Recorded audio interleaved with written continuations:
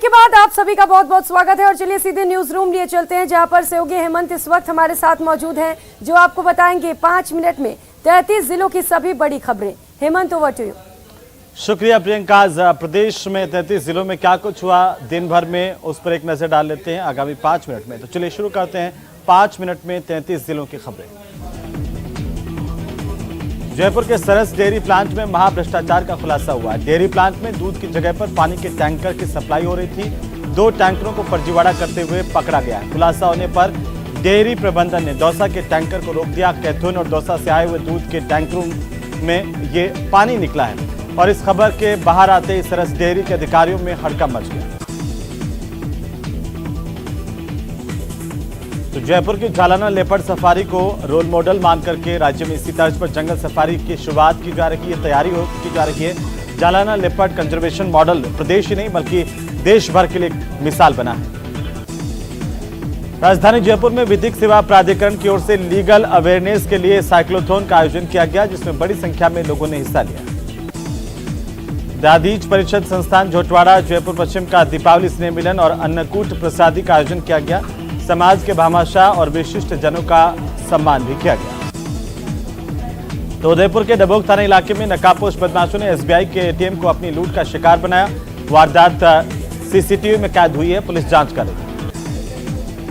उधर कोटा में पुलिस ने चलती हुई ट्रेन में किडनैपर दंपति को पकड़ा है। इस दंपति ने महाराष्ट्र के नागपुर जिले से एक नाबालिग का अपहरण किया था।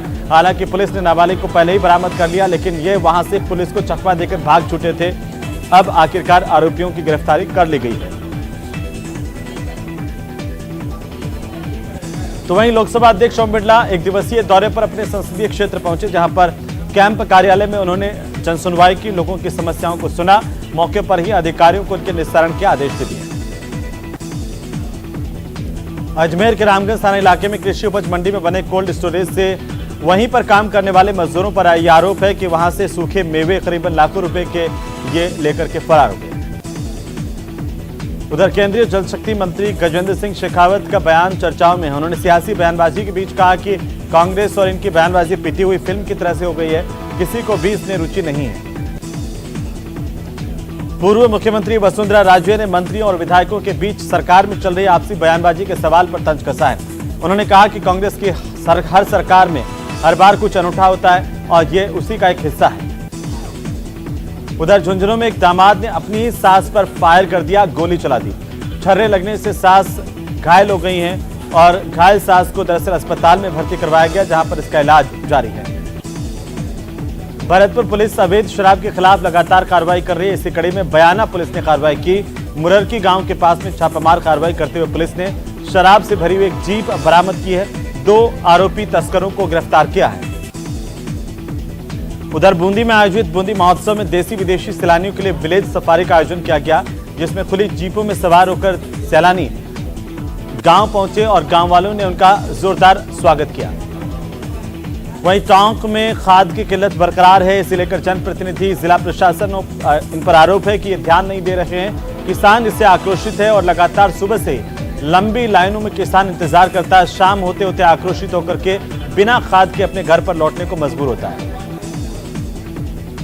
तो चूरू की सादुलपुर पुलिस ने एक महिला की कुंड में डालकर हत्या करने के आरोप में मुकदमा दर्ज किया है। जांच जारी है, पुलिस ने शव को कब्जे में लिया है। पाली में 66वीं जिला स्तरीय हैंडबॉल प्रतियोगिता का शुभारंभ किया गया, जिसमें 15 टीमें हिस्सा ले रही हैं, जिनमें 150 खिलाड़ी भाग ले रहे हैं। उधर पाली शहर के रामदेव रोड इलाके में महात्मा गांधी कॉलोनी में शादी समारोह में एक शख्स नाचते नाचते अचानक से हार्ट अटैक आने के चलते गिर गया और मौत हो गई। पूरे इलाके में इसका वीडियो वायरल हुआ है और इसी बीच ये भी चर्चाएं हैं कि कोरोना काल के बाद में इस तरह की घटनाओं में अचानक से इजाफा हुआ है।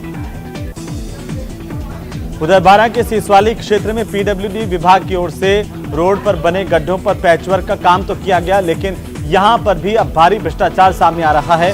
स्थानीय लोगों का कहना है कि ठेकेदार ने पैचवर्क ठीक से नहीं किया और भ्रष्टाचार के चलते जो पैचवर्क किया था वो भी अब उखड़ने लगा है और लोगों को उन्हीं खड्डों का सामना करना पड़ रहा है। बीकानेर जिले के देशनोक में भीषण सड़क हादसा हुआ, जहां पर ट्रक की टक्कर में कार के परखच्चे उड़ गए।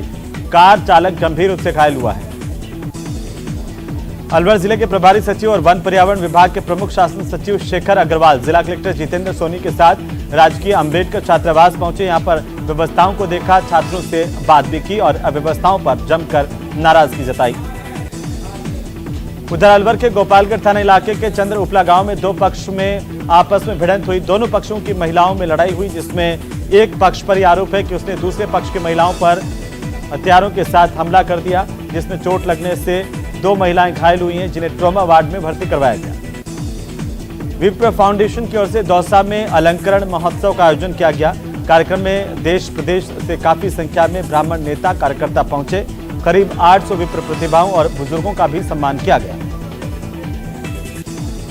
उधर डूंगरपुर जिले में दोवड़ा पंचायत समिति की 15 पंचायतों के सैकड़ों मनरेगा श्रमिकों को 75 लाख से ज्यादा की मजदूरी का भुगतान नहीं हो पाया है। पिछले कई समय से ये भुगतान नहीं हो पाया। बार बार तकाजे के बावजूद भी अब मजदूर परेशान हैं और उनके घर का चूल्हा नहीं जल रहा है।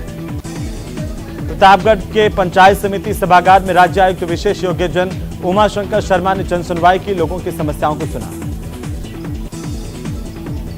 प्रतापगढ़ की कोतवाली थाना पुलिस ने शिकारियों पर कार्रवाई की है और नीलगाय का शिकार करने वाले 3 आरोपियों को गिरफ्तार किया। उनके कब्जे से नीलगाय का मांस भी बरामद किया गया है। चित्तौड़गढ़ में आचार्य संत विद्यासागर महाराज का 51वां आचार्य पद आरोहण दिवस दिगंबर जैन समाज की ओर से इस पर कार्यक्रम का आयोजन किया गया और आकर्षक सजावट महाआरती का भी आयोजन हुआ। तो धौलपुर पुलिस ने पति पत्नी से मारपीट करने के मामले में 2 आरोपियों की गिरफ्तारी की है। बाकी के आरोपियों की तलाश जारी है। जानकारी के अनुसार इस मामले में पति पत्नी से मारपीट करने के मामले के साथ ही SC/ST एक्ट के गंभीर धाराओं में मुकदमा दर्ज किया गया था। तो राजसमंद जिला स्तरीय सेपक टकराव और मलखंब की प्रतियोगिता 17 से 19 साल तक के छात्र छात्राओं के लिए आयोजित की गई है, जिसका समापन किया गया। सेपक टकरा खेल थाईलैंड और मलेशिया का खेल है, जिसे राजस्थान के शिक्षा विभाग की ओर से इसी साल मंजूरी दी गई है। राजसमंद में पुलिस ने वन रक्षक पेपर लीक प्रकरण का खुलासा करते हुए बिजली विभाग का एक कर्मचारी दीपक शर्मा गिरफ्तार किया गया, जिससे पूछताछ जारी है। जैसलमेर के मोहनगढ़ नहरी क्षेत्र में वन विभाग की ओर से लगाए गए पौधों की अंधाधुंध कटाई कर लकड़ियों को जलाकर कोयला बनाने का गोरखधंधा पिछले कई समय से लगातार जारी है और कई सालों से इस तरह का एक गोरखधंधा चल रहा है, जिससे स्थानीय लोगों ने आरोप लगाए हैं कि वन विभाग और वन माफिया मिलकर के पर्यावरण को नुकसान पहुंचा रहे हैं और दोनों की मिलीभगत से भारी संख्या में वन नष्ट किए जा रहे हैं।